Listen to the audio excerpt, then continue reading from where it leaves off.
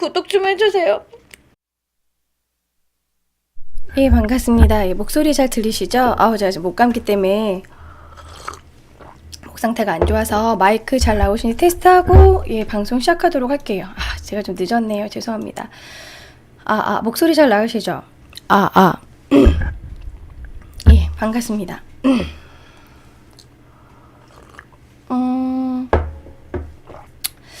예, 일단 그럼 시작해 보도록 할게요. 왔다 갔다 지금 정신이 없네요. 자, 오늘은 예, 인사드리고 방송 시작하도록 하겠습니다. 좀 캠이 어둡나?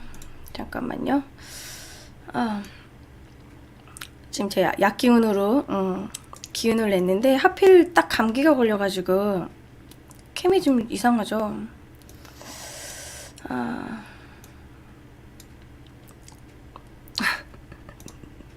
자, 인사 먼저 드리고요. 본격적으로 방송 시작하도록 하겠습니다. 예, 반갑습니다. 저는 오늘부터 여러분들과 월요일마다 공부를 하기로 한 한나쌤인데요. 사실 지금 역사 스캔들, 이번 주는 뭐 공녀의 역사 이런 얘기를 하기로 했는데 사실 제가 월요일에 이렇게 하려고 하는 컨텐츠의 방향은 제가 금요일에는 그냥 진도를 막 나가잖아요. 진도를 나가지만 금요일에는 거의 채팅창을 안 보고 수업을 한 다음에 마지막에 몰아서 질문을 받고 그렇게 하잖아요. 근데 오늘 월요일에 할 수업은요, 여러분들과 막 이렇게 막 지식을 전달하는 뭐 그런 거보다 여러분들하고 역사의 이런 테마를 잡아서 이야기를 나누고, 제가 채팅창도 자주 읽어드릴 거고요. 뭐 이런 의견도 있고 저런 의견도 있고 서로서로 나누면서 그렇게 진행을 할 생각이에요. 뭔가 피드백을 해가면서. 제가 지금 감기 때문에 목소리가 아직 다 안 나왔는데, 막 주사도 맞고 왔어요. 제가 지금 감기 때문에 토요일, 일요일 방송을 이틀 다 쉬었잖아요. 막 목이 막 칼칼해가지고 오늘 그래도 공식 방송을 위해서 제가 많이 쉬었는데 그래서 사실 어떤 방향으로 갈지는 여러분들하고 계속 이제 방송을 해가면서 이런 방향 저런 방향으로 이렇게 취지 좀 바꾸면 좋을 것 같고요.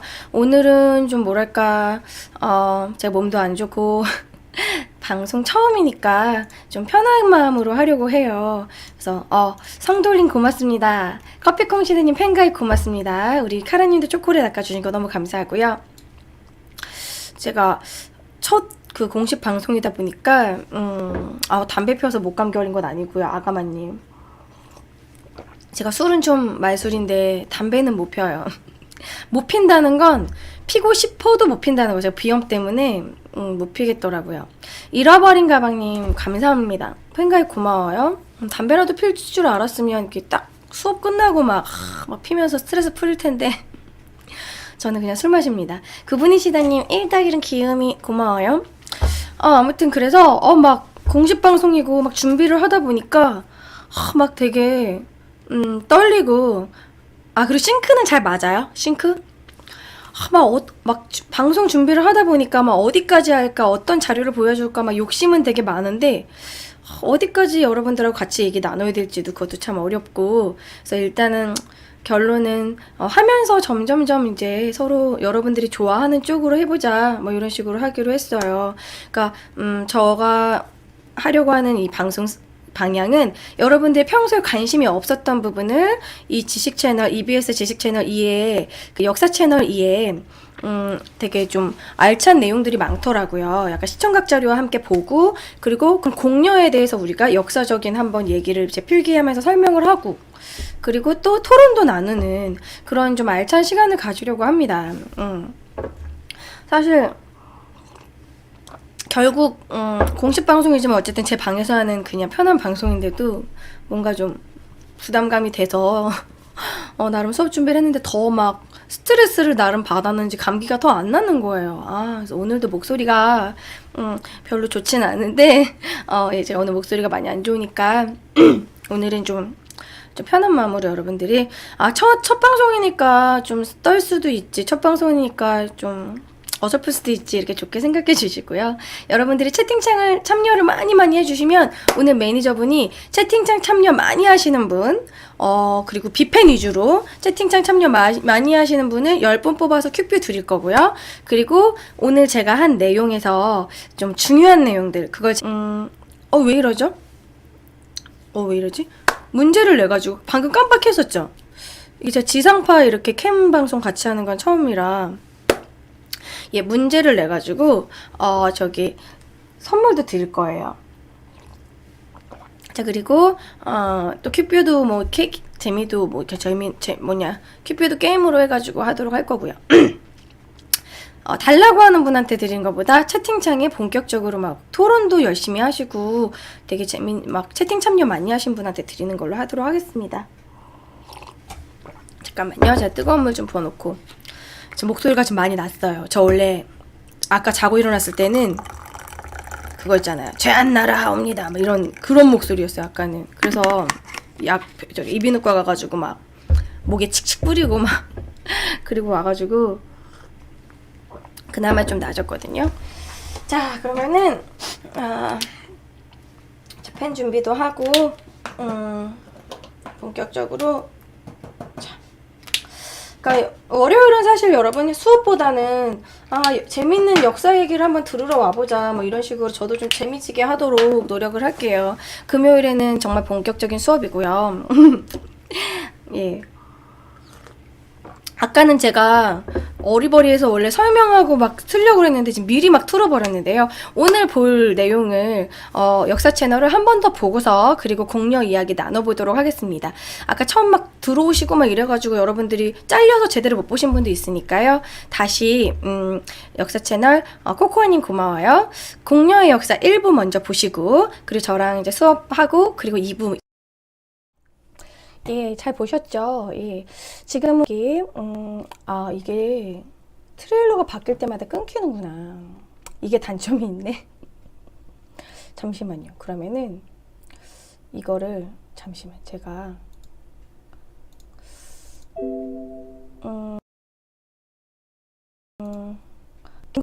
이게 바뀔 때마다 한번 화면이 깜빡이죠. 그쵸? 이걸 몰랐네. 자 그러면요 목소리 잘 들리시죠? 예 지금은 공녀의 역사 100년의 눈물 공녀의 역사 1부를 같이 봤습니다. 그래서 지금은 고려시대의 공녀의 역사 기왕후에 대해서 얘기가 나왔잖아요. 그래서 우리가 일단 공녀가 우리나라에서 처음으로 나오게 된 어떻게 보면 공녀의 역사에 대해서 한번 얘기를 먼저 나눠볼게요. 이게 펜이 지금 좀 좌우 반전을 안 했구나. 잠시만요. 잠시만요. 아이고. 자, 간단하게 뭐 오늘은 막 되게 자세히 공부하는 그런 시간은 아니고 기본적인 설명을 제가 하고 그리고 여러분들하고 얘기도 나눠보고 그러도록 하겠습니다. 자 보시면은 공녀의 역사부터 보시면 공녀가 최초로 나타나게 된 것은요. 의외로 고려 때가 아니라 고구려 장수왕 때 나타나게 됩니다. 고구려 5세기 장수왕 때 막 무력으로 막 보낸 것보다 중국의 북위에 공녀를 바쳤다는 그런 기록이 있어요. 구체적인 기록은 없지만 일단 최초의 기록은 고구려 때부터 되게 저도 이거를 준비하면서 의외였던 게 그렇게 최전성기였었대도 북위에 공녀를 바칠 정도로 이 공녀라는 거는 살짝 약간 조공을 바치는 식으로 조공관계식으로 이렇게 국가에서 이렇게 막 뭐랄까요? 내가 너희들에게 이 정도로 성의를 해준다. 아니면 좀 강한 나라에게 어느 정도 예의를 지킨다 뭐 이런 식으로 해가지고 바치기 시작했구나. 본격적으로 우리가 바치게 된 것은 몽골 때부터죠. 북위는 북방민족이에요. 중국의 그런 여진, 거란 같은 그런 북방민족이 있잖아요. 5호 16국에 나왔었던 그런 북쪽에 있었던 민족이라고 생각하시면 돼요.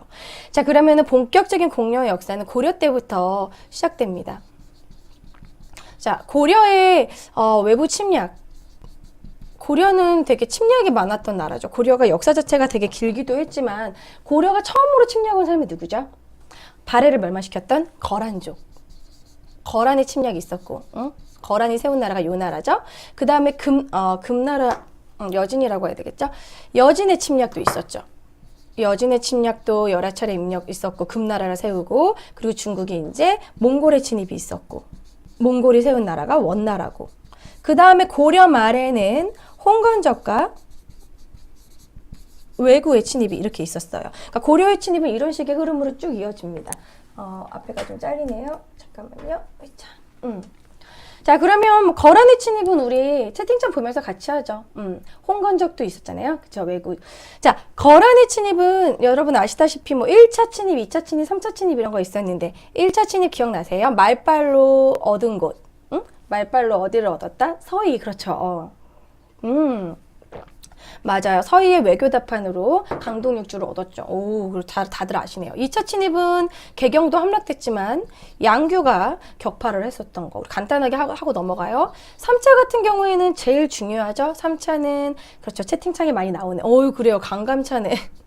저 막 되게 학원에서 수업했던 옛날 기분 나요. 채팅 되게 잘 하신다. 강감차는 귀주대첩. 그렇죠.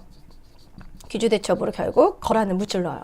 거란이 이렇게 쳐들어오고 나서 더 이상 우리나라에 쳐들어오지 않겠다는 약속을 하고 갑니다. 그리고 나서 또 여진족이 쳐들어오죠. 자, 여진족 같은 경우에는 윤관의 별무반과 관련이 있죠. 윤관이 별무반을 조직을 해서 여진 대비 부대를 만들었고, 그리고 동북구성을 쌓았단 말이에요.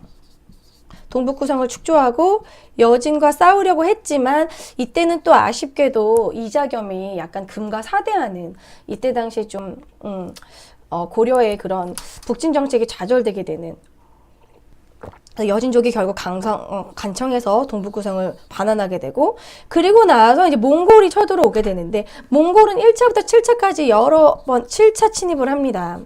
근데 여러분 여기 몽골이 쳐들어왔을 때요. 우리가 나라가 그렇게 약해가지고 몽골을 못 막았나? 이렇게 생각하시면 안 되는 게 몽골은 이때 엄청난 대제국 원을 세우게 됩니다. 여러분 칭기스칸 들어봤죠? 칭기스칸. 이때 몽골 원나라의 영토는 중국 최대 영토였어요. 이 칭기스칸은 뭐 쿠빌라이 칸 막 들어보셨죠? 그 원나라 대제국을 건설을 합니다. 그런 대제국을 건설했던 원나라가 우리나라에 7번이나 침략하고 결국 우리는 막아내다가 결국엔 막판에 강화를 하게 됐는데, 그 강화를 하게 된 배경도 그냥 뭐 간단히 얘기를 해보자면 우리가 어디까지 도망갔죠? 강화도까지 도망갔죠. 얘네들은 말을 타던 기마민족이었기 때문에 물길이 약하다 해가지고 강화도로 갔지만 결국에는 이때 우리나라가 최씨의 무신 정권이었어요. 최씨 정권이었기 때문에 좀 무신들은 자기네들 권력 유지에만 급급하지 좀 정치적으로도 제대로 기반이 약했고 결국 손을 들게 됩니다. 그때 우리 몽골의 7차 침입에 결국에는 그냥 강화를 맺게, 굴욕적인 강화를 맺게 되죠. 이 강화를 맺지만 그래도 끝까지 싸웠던 끝까지 싸웠던 애들이 있었죠.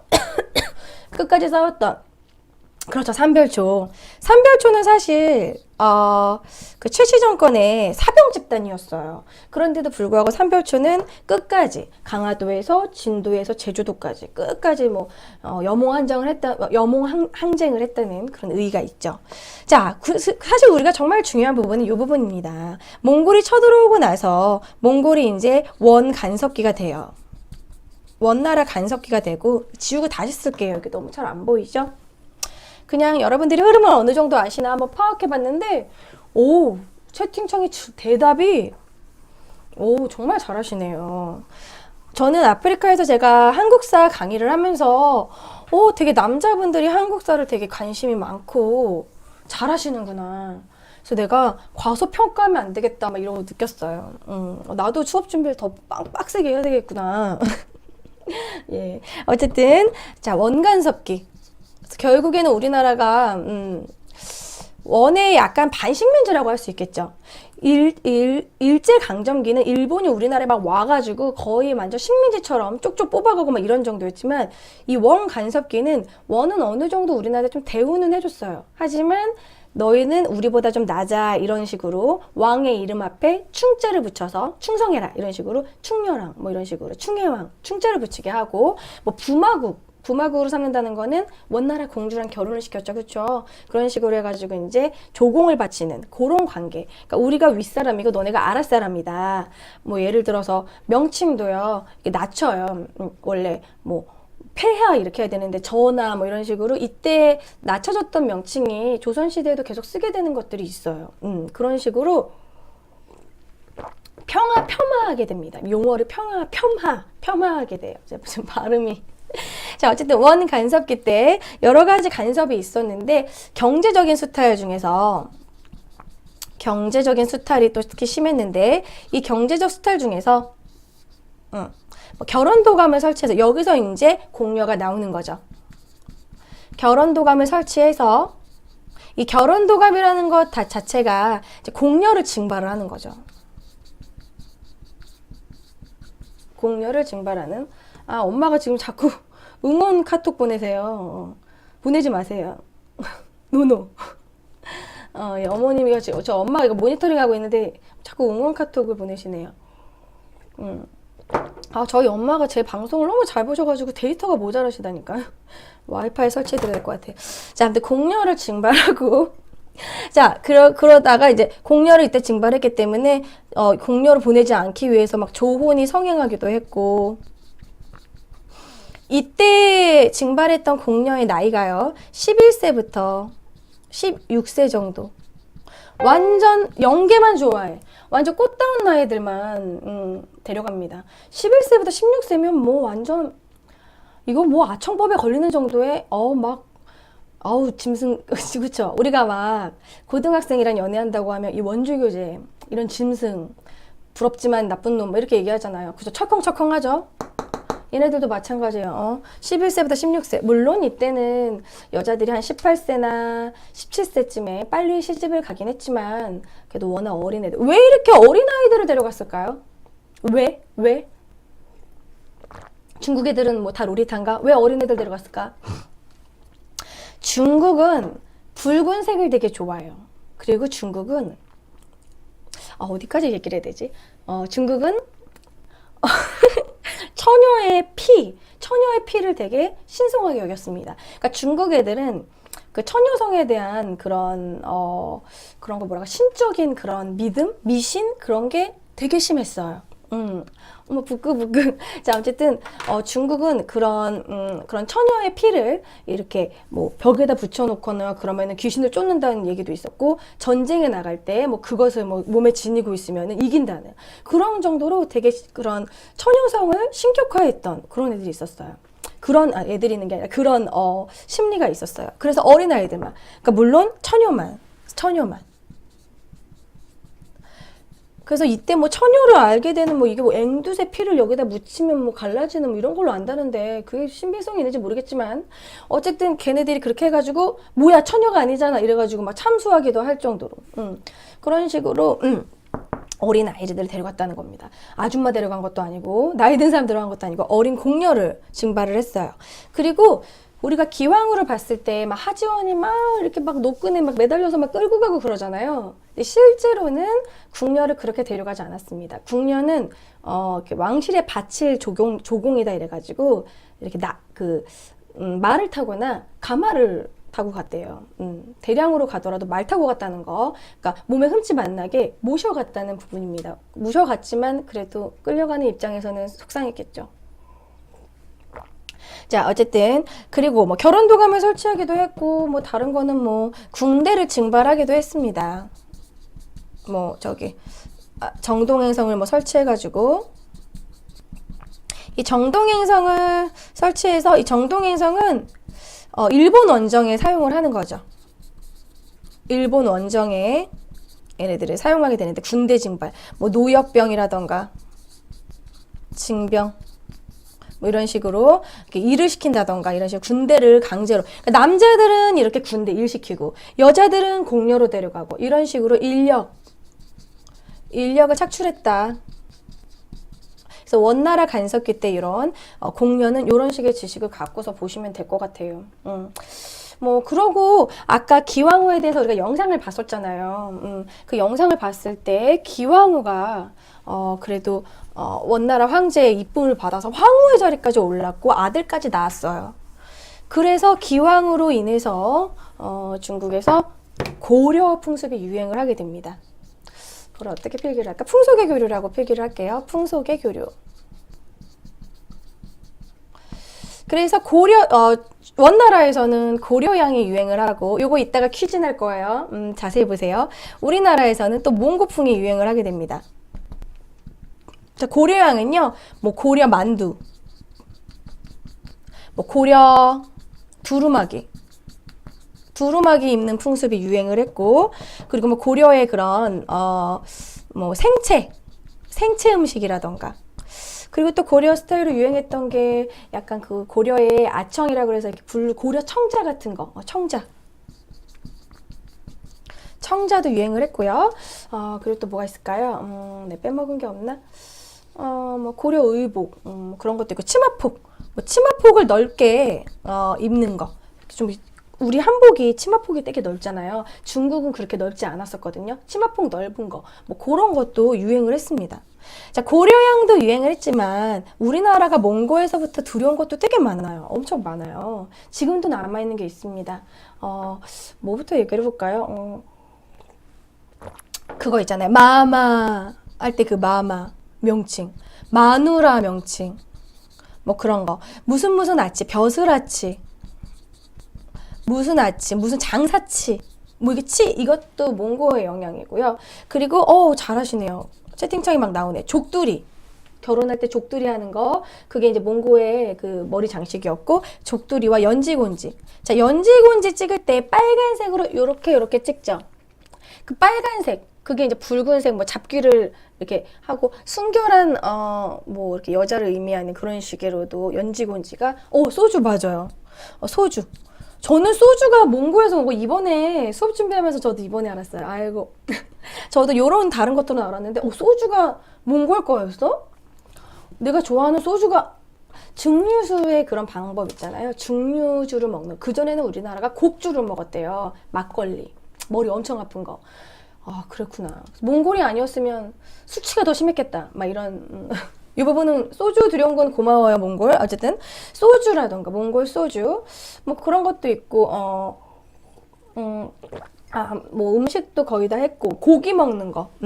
사실 여기 만두가 있잖아요. 우리는 여기 만두에 고기를 넣지 않는 그런 만두를 했었는데요.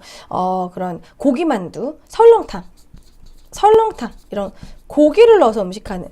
왜 고려는 그러면 고기를 잘 안 먹었을까요? 하신다면, 고려는 불교 국가였어요. 그래서 고기를 좀 잘 안 먹는, 불교적인 심리 때문에 고기를 잘 먹지 않았는데, 그래서 고기를 잘 안 먹는. 근데 고기를 이때부터 좀 먹기 시작했고, 뭐 벼슬아치, 몽골 의복, 몽골어, 뭐 변발 뭐 이런 것도 있을 거고, 몽골어도 있고, 뭐 수라상의 그 수라라는 명칭도 몽골에서 왔고, 뭐 요런 등등등 몽고풍이 유행을 하게 됩니다. 우리나라에서 몽고풍이 유행을 하고,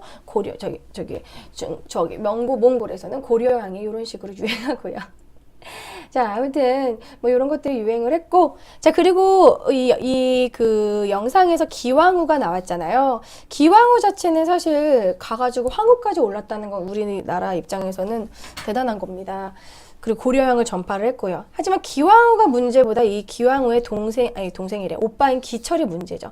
기철이 검문세족으로 많은 권력의 횡포를 좀 저질렀어요. 대농장을 경영을 했고, 왕권에 막 대항하기도 했고, 결국 기철은 공민왕의 반원개혁으로 죽임을 당하게 됩니다. 그래서 이때 뭐 이런 기철뿐만, 이 검문세족에 대해서 조금 알고 갈까요? 검문세족은 어떤 사람들이죠? 자, 채팅창에 어떤 분이 좋은 거 복사해 주셨어요. 고기 삶은 곰탕, 설렁이라 하는 것은 몽고에서 유래한 것으로 보기도 한다고 합니다. 설렁. 저는 옛날에 어디서 세종대왕이 설렁탕 이래가지고 설렁설렁 뭐 근데 거기서 설렁탕이 나왔다 이런 얘기를 또 들었는데, 또 몽고에서 유래한다는 얘기도 있고 그렇더라고요. 검문세죽. 새 키우는 애들이래. 빵 터졌어. 재밌네요. 검문세족이라는 거는 다른 말로 친원파죠. 원나라의 세력을 등에 업은 이런 애들이 약간 원나라 세력을 등에 업고, 원나라의 세력을 등에 업을 때 기철의 동생이 황후가 됐으니 얼마나 의기양양했겠어요. 친원파, 그러니까 몽골어를 잘하는 환관, 역관, 환관 약간 내시 같은 거, 역관, 외교하는 애들, 뭐 이런 애들, 그런 애들이 이제 몽골어를 구사하면서 원나라의 세력을 등에 업은 뭐 군인들. 근데 이 군인들, 역관들 이런 애들이요 모두 다 약간 공녀와 관련이 있습니다. 공녀를 왔다 갔다 보내는 때 이렇게 보초 서는 사람들, 응? 그리고 말 이렇게 외교하는 사람들, 이런 사람들이 이제 엄청난 친원파의 세력을 유지하게 된 것이죠. 그래서 이런 뭐 기철이라던가 뭐 이런 거 기왕후와 관련해서 그러면 기왕후가 실제 역사는 조금 다른 게 뭐가 있을까요? 되게 많은데 대표적으로 얘기를 하자면 아까 이렇게 끌려가지 않고 말 타고 모셔갔다는 부분하고 그리고 뭐 기철에 대한 부분. 근데 기왕후에서는 기철이 뭐 자세히 나오지 않죠? 예, 검문세종 이이님도 있고요. 그리고 그리고 뭐, 기왕후에서 아쉬웠던 부분은 저는 왕유가 실존 인물이 아니잖아요. 왕유를 충혜왕을 모델로 했다고 하지만, 실제로 충혜왕은, 뭐랄까요. 별로 좋은 평가를 받은 왕이 아니기 때문에, 오히려 왕유의 그런 모습은 공민왕에 더 가깝다라고 해야 될 것 같아요. 그래서 어느 정도 여러분들이, 이런 역사물 드라마나 영화를 보실 때 여기까지는 픽션이고 여기까지는 논픽션이고 구분하셔야 될 것 같아요. 근데 이제 위험한 건 학생들이 봤을 때 100% 그거를 이렇게 받아들인다는 거예요. 저 역시도 어렸을 때 여명의 눈동자라고 막 일제강점기 막 그런 태평양 전쟁 드라마가 있었거든요. 그런 거 보면서 어렸을 때 보면은 그 혼동이 와요. 그래서 좀 이제 앞으로 이런 역사 드라마를 만들 때 어느 정도는 좀 뭐랄까 좀 역사적인 고증을 하고 최대한 너무 과하게 왜곡하지 않는 게 좋지 않을까. 여명의 눈동자는 태평양 전쟁부터 6.25까지 그린 거죠. 잠깐만. 아니 근데 여명의 눈동자 일본 막 순서 나오고 막 그러는데 일제강점기부터 6.25 때까지. 어렸을 때 봐가지고 저는 그거밖에 기억 안 나요. 철조망 키스씬. 어렸을 때는 그저 키스씬만 나오면 초등학교 때 막 그저 좋았던 거 그거랑 뱀 먹는 거 그 남자 주인공이 누구지? 뱀 찢어 먹는 거 그거 완전 쇼킹해서 뱀 찢어 먹는 거 그거밖에 기억 안 나고 구체적인 내용이 아직 기억이 잘 안 나. 막 채시라가 기생처럼 해가지고 일본 막 엿먹이고 막 그런 옛날에 봤던 기억이 나네요. 자, 어쨌든 오늘은 이렇게 고려의 공려의 역사 얘기를 했어요. 그 다음 2부에는 명나라와 청나라에게 보냈던 그런 공려의 역사를 보시고 그리고 나서 조선시대에 나온 발음이 이래 조선시대의 공려는 어땠느냐 뭐 그런 얘기도 나눠보도록 하겠습니다. 자, 그러면요 116화 볼게요. 잠깐만요. 목소리 다시 제 영상으로 돌아와서 사실 영상을 볼 때 저를 조그맣게 해놓고 봐도 되는데 좀 영상에 집중하시는 게 좋을 것 같아서 전 이렇게 틀었어요. 어떠신 게 더 나은 것 같아요? 제가 옆에 있으면 나만 이렇게 코도 파고 뒤에서 좀 쉬고 싶어. 자, 5분씩 영상이니까 집중해서 보셨으면 좋겠습니다. 자, 후루루 바비님 너무 감사하고요. 자, 이제는 명나라와 청나라 때 그런 공려도 얘기를 해볼게요. 그러면서 환학료에 관해서도 좀 아픈 역사에 대해서도 좀 더 얘기를 나눠보도록 하겠습니다. 자, 보시면 제가 뒤에서 심심해서 적어놨는데 자, 조선시대의 공려는요 총 9차례 수백 명의 약 한 200명 이하로 보고 있는데 사실 공식적인 기록은 약 146명 정도라고 하지만 중간중간에서 막 신하들이 이렇게 데려가는 경우도 있었기 때문에 왕한테 조공을 바칠 공려는 따로 있고 자기네들이 이쁘면 데려가는 거야. 그 중국 애들이. 그런 식으로 아마 수백 명에 이르지 않을까라고 예상을 하고 있습니다. 자, 총 9차례 수백 명의 공려가 착출되었고 태종 때부터 우리나라 조선시대 초에 심했어요. 세종 시기에. 의외인 게 세종대왕 때 한글을 창조하고 우리 문화의 융성기고 참 태평성대라고 생각했지만 세종대왕 때 또 그 태평성대가 있기 위해서는 중국 애들이 우리를 침입하거나 이렇게 막 싸우지 않게 외교적인 방법으로 수많은 공녀가 희생됐다는 게 세종대왕 때 은근히 공녀 착출이 많았습니다. 그리고 심지어 세종대왕 때는요, 신고자라 그래가지고 공녀를 숨기거나 딸 없이 이렇게 숨기거나 막 딸을 막 머리를 빡빡 밀든가 막 남자인 척 한다던가 막 그런 걸 신고를 하겠어요. 저 집에 딸이 있는데 겁나 이쁜데 숨겼네 막 이런 식으로 신고를 서로 하고, 너무 서로 신고를 하다 보니까 감시하고 각박해지고, 심지어 딸이 없는 집도 딸 있다고 막 신고하고 복수하고 막 살인사건도 일어나고 그럴 정도로 약간 각박한 부분도 좀 있었다는 거. 자, 보시면요, 이렇게, 태종 때부터 많았고, 그러면은, 명나라와 관련해서, 환학녀 부분 조금 이따 하도록 하고, 공녀와 관련해서 아까, 여기 영상에는 안 나왔지만, 여비한 씨와 뭐 공신부인 한 씨, 영락제와 선덕제에게 사랑을 받았던, 기왕후 같이 되게 큰 사랑을 받았던 황후들도 있었거든요. 그 황후와 관련된 인물이 한화입니다. 이거는 인수대비란 드라마에 보면은 잘 나오는데, 이 한화기란 인물이 참 대단한 게, 뭐랄까, 누이 팔아가지고 이렇게 힘을 얻고 자기 딸을 또 든든한 외척으로 만든 사람이죠. 한화계 누이들이 그렇게 이뻤다 그래요. 그래서 뭐 한씨, 여비한 씨와, 여비한 씨는 이제 영락제 황후 후궁이 되고요. 이때는 황후까지는 오르지 못했고 후궁이 되었습니다. 그리고 뭐 공신 한씨, 공신부인 한씨라고 하는데요. 이 여비한 씨 같은 경우에는 영락제 죽고 나서 순장돼요. 그러니까 이때는 아무리 이쁨을 받고 막 그래도 결국 마지막은 순장이라는 거. 이때까지도 중국은 순장을 했기 때문에 한학은 사람 이름입니다. 그래서 공신부인 한 씨까지만 엄청난 권력을 가졌고, 심지어 이 공신부인 한 씨는 중국에서의 이런 권력을 이용해서 우리나라에게 직접 조공을 요청하기도 했어요. 거기서 권력 유지를 위해서 막 장신구라던가 막 그런 막 귀중품 이런 것들. 그래서 이때 국가 조정에서 한시의 조공품을 맞추느라고 되게 힘들었다라는 그런 게 있을 정도로 엄청난 권력을 갖고 있었습니다. 그리고 한학의 딸이 바로 우리가 잘 알고 있는 인수대비예요. 인수대비 기억나시죠? 인수대비가 누구의 할머니죠? 인수대비가 참 어떻게 보면은 역경이 많은 여자고 노후가 참 우울했는데, 인수대비가 이제 도원군과 결혼을 해서 낳은 아들이 성종이죠. 그리고 성종과 패비윤 씨 사이에, 패비윤 씨 나오면 딱 기억나시죠? 우리 엄마 왜 죽였어? 하면서 연산군 나타나죠. 희대의 연산군. 뭐 지금은 현대적으로 연산군이 정말 폭군이었나 뭐 이런 부분을 재조명하기도 하지만, 일단 남아있는 역사 기록을 보면 엄청나게 잔인한 일들도 많이 했죠. 연산군이 인수대비한테 가서 막 머리를 들이받고 막 할머니 막 들이받고, 인수대비가 그때 들이받고 이렇게 딱 헤딩 당하고 알아 누워서 결국 그 다음에 죽게 됐어요.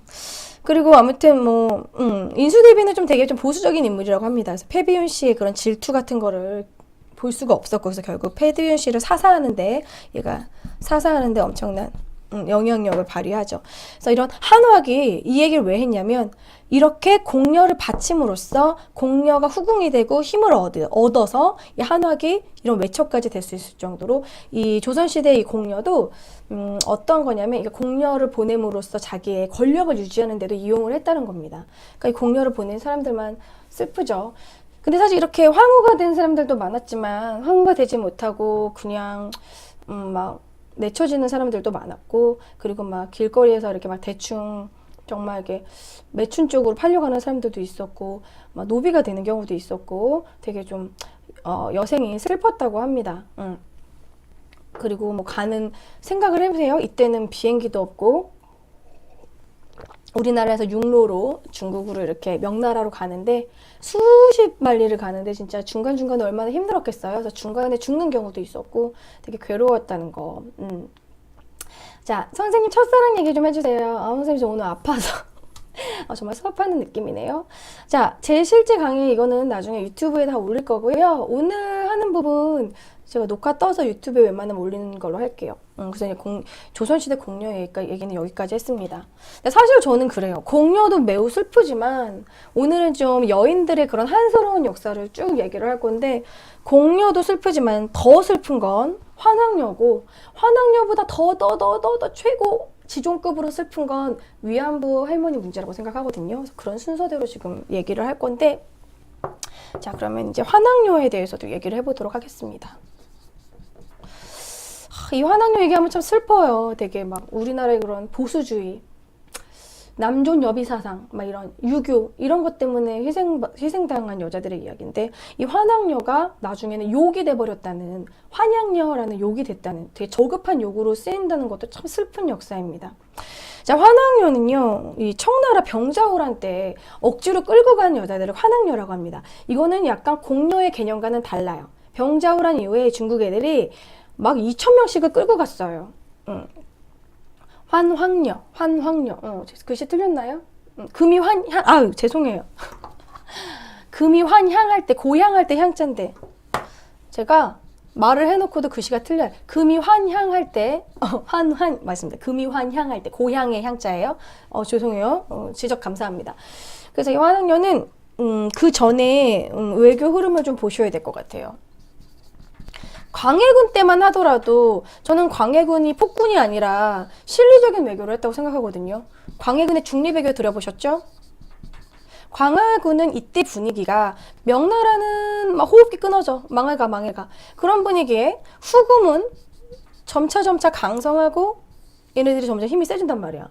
그런데 조선시대는 원래 명나라의 조공을 바칠 정도로 사이가 좋았잖아요. 근데 명나라 후금은 지금 사이가 너무 안 좋아. 이런 분위기에서 어떻게 외교를 해야 될까? 여기서 우리가 후금하고 사이가 안 좋아지면 얘네 쳐들어올 텐데. 그래서 광해군은 강옥립 장군으로 하여금, 우리가 명나라의 의리 때문에 출병한 거지, 우리 너네랑 싸우고 싶지 않아. 우리는 그냥 대의 명분상 나온 거지. 이렇게 중립외교를 해요. 그런데 이때 서인들이 이런 굴욕적인 중립외교를 하냐 이러면서 결국 광해군을 쫓아내죠. 자, 그게 뭐죠? 인조를 올리는 인조 반정이라는 사건이 일어나죠. 반정은 왕이 정치를 잘 못했을 때 그것을 뒤집어서 바로 잡는다, 뭐 이런 의미인데, 신하들의 입장에서 바로 잡는 거지 왕 입장에서는 쿠데타죠. 그쵸? 그래서 인조반정 때 이때부터 이제 이런 실리외교 하지 않고 완전 친명. 그러니까 너무 우리나라는 일때 너무 명나라에 좀 너무 막 사대한 게 좀 굴욕적이에요. 조선시대 이때 공부를 하다 보면 그 부분이 너무 아쉽습니다. 친명배금 정책을 하다 보니까 당연히 후금이 쳐들어오겠죠. 그래서 정묘호란과 두 차례 호란이 있어요. 정묘호란과 병자호란.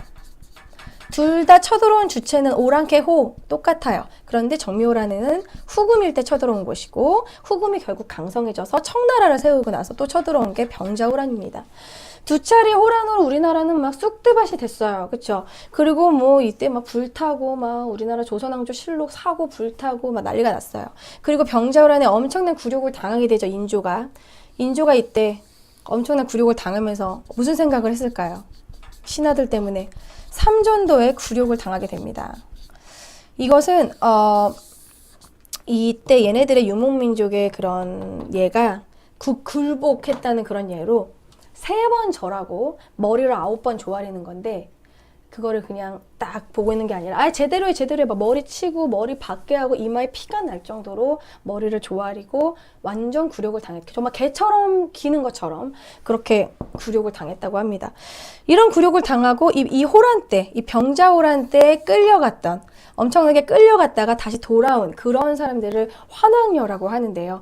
고향으로 돌아온 사람이다 해서 우리가 금의환양이란 말 있잖아요. 성공해서 돌아온 거 금의환양이라고 하잖아. 그런 것처럼 환황녀인데, 돌아왔으면 아유 고생했다 이러면서 막 품어줬어야 되는데, 사람들은 어떻게 생각했냐면, 너는 이미 더럽혀졌다. 중국 애들한테 이미 당했을 거다. 뭐 이런 식으로.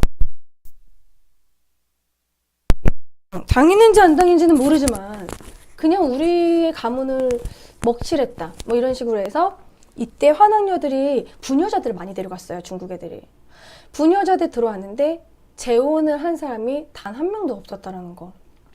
왜 또 재혼을 안 했냐면요. 이때는 그 어머니가 그런 식으로 이렇게 욕받다 이런 거라던가 가문에 먹칠을 하면 그 자제들이 양반 과거 시험을 볼 자격도 못 받았어요. 그러니까 서울 취급을 하는 거죠. 그 서울 아시죠? 홍길동.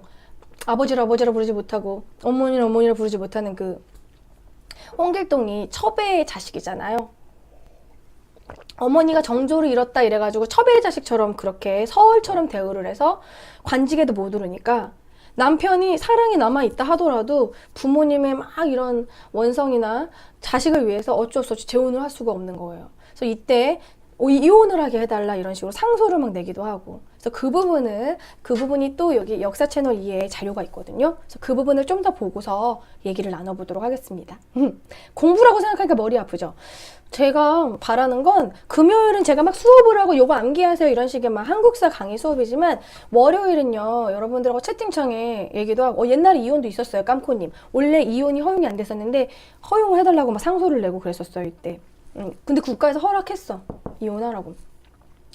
그러니까는 뭐랄까 이 얘기들을 그런 게 있구나 편하게 아시면서 흥미를 좀 여러분들이 흥미를 좀 느끼고 우리 역사잖아요. 남의 역사도 아니고. 그래서 좀 공부해야지 외워야 돼 이런 생각보다 그런 게 있네 이렇게 편한 마음으로 보셨으면 좋겠습니다. 자 그러면요 이 부분은 제가 아프리카에 거기 놀러 있어서 이렇게 틀어드릴게요. 잠시만요. 저는 환왕료 이 부분도 너무 슬펐어요. 자 이게 뭐야? 아버님이 계셔서 늘 든든한 거 아시죠? 새해에도 광고 스킵하고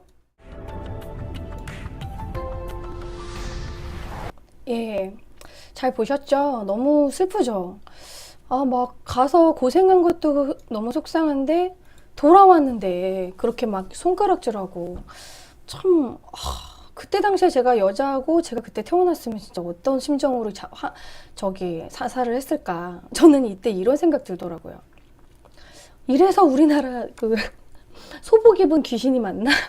우리나라 전설의 고향 보면 왜 이렇게 한스러운 귀신들이 많잖아. 막 한을 갖고 죽은 사람들이 정말 많겠구나. 그래서 이 임진왜란과 병자호란을 겪고 정절을 이룬 후 고향으로 돌아온 여성들. 제가 병자호란하고 정묘호란을 주로 얘기했지만 임진왜란 때도 있었고요. 주로 근데 환양료는 병자호란 때 대량으로 그때 막 데려갔던 거를 대표적으로 얘기를 합니다. 그래서 너무 슬프고 안타까운 역사예요. 제가 오늘은 이제 여자들의 그런 순환시대, 공녀, 환양녀 그리고 가장 최고의 아픔을 얻은 우리 위안부, 군 위안부 얘기도 추가로 하려고 준비를 했는데요. 이거는 어느 정도 여러분들이 일제강점기의 그런 흐름을 파악하시는 게 좋을 것 같아서 사실 뭐 이런 부분은 제가 나중에 수업을 할 때 구체적으로 할 거지만 간단하게만 한번 시기를 나눠볼게요. 우리 그냥 일본 놈들이 우리를 이렇게 짓밟았던 그런 역사. 요게 위안부 정도까지만 할 거예요. 뭐 이렇게 수업 얘기만 해요 하지 마시고 할 때 좀 좋은 내용 우리 배우고 가자는 취지로 하겠습니다. 연도는 1910년부터 1919년 3.1운동으로 나누고 또 그리고 1930년 1931년 태평양 전쟁 시작 그리고 광복 1945년으로 이렇게 끊고요. 통치 뭐 이런 거 그냥 어떤 식으로 통치했구나 흐름만 파악하시면 돼요. 여러분 뭐 외우시라고 지금 필기하는 건 아닙니다. 잠깐만요. 글씨가 안 보여. 내가 화장실 갔다 오면서 건드렸나 봐. 1910 됐어. 오케이. 됐어요. 자, 1910년부터 1919년까지는요, 일본이 정말 칼을 차고서 우리나라를 막 무조건 억눌려요. 완전 식민지 지배를 하기 위해서 막, 즉결 심판이라고 그래가지고, 태형.